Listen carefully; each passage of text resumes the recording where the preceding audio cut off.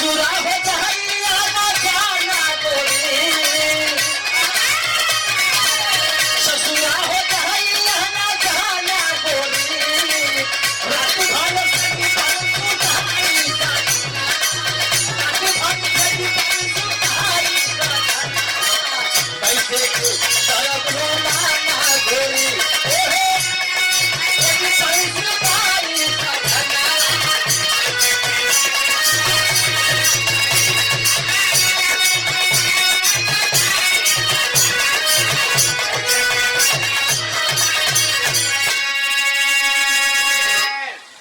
आई सभी एक छोटा सा गीत होगा जो कहा जाता है गुरु और शिष्य का अनमोल रिश्ता होता है।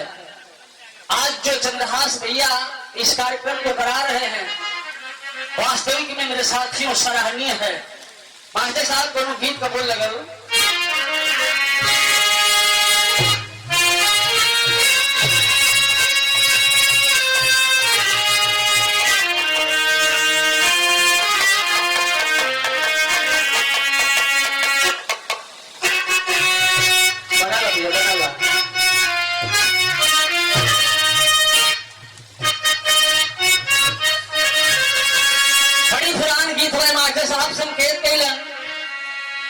पहले जमाने के लोग बड़ी प्यार से लोग आवे, आज भी यह गीतन का कोनो जोड़ ना हो।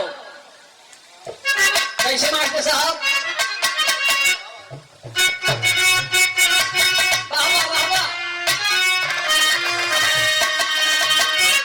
अरे तो अंगने में फूले फूला, अंगने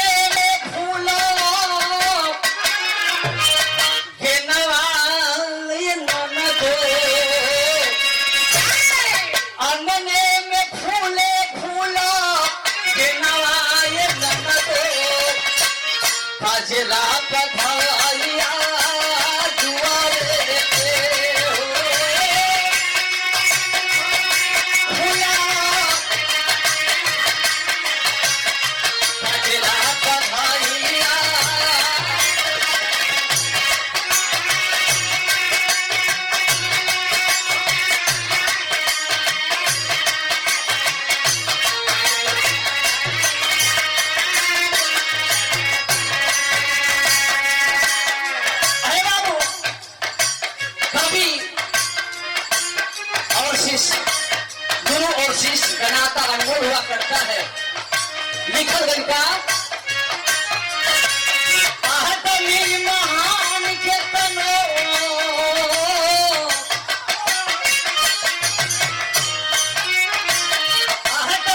महान के तनो दुनिया में हुई है बाकी, महान के तनो दुनिया में हुई है बाकी, गुरु के समान केहू ना होई हो, आदमी महान के तनो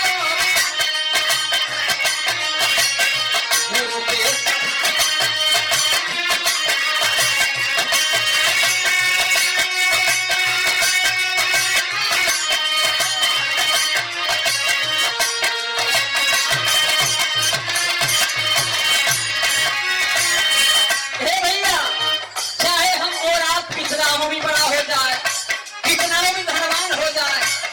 लेकिन कोई गुरु से ऊंचा नहीं हो सकता है। बताओ लड़का कहने चाहे पीछा मिले गुरु के चराग में,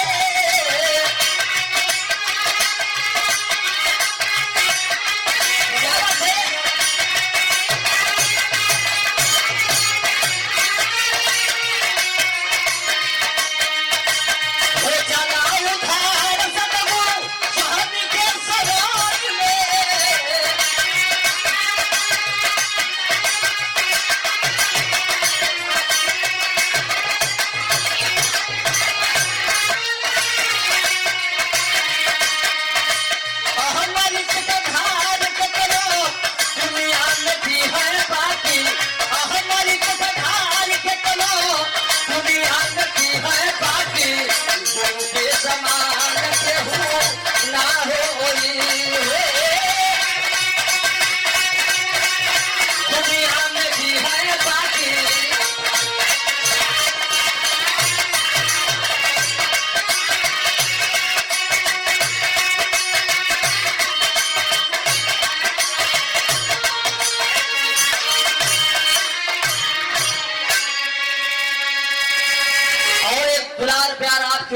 जी के से चरण में कोट कोट तमन हो।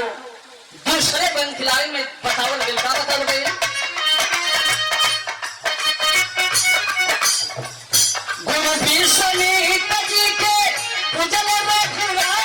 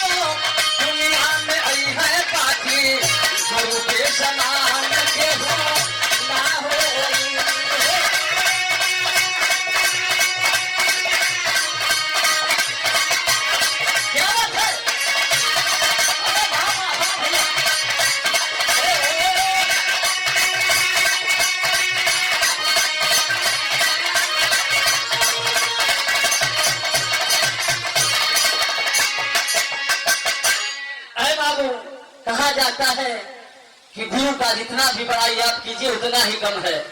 इस लाख लाइन में बताओ मेरे मास्टर साहब तनकी से बदला था।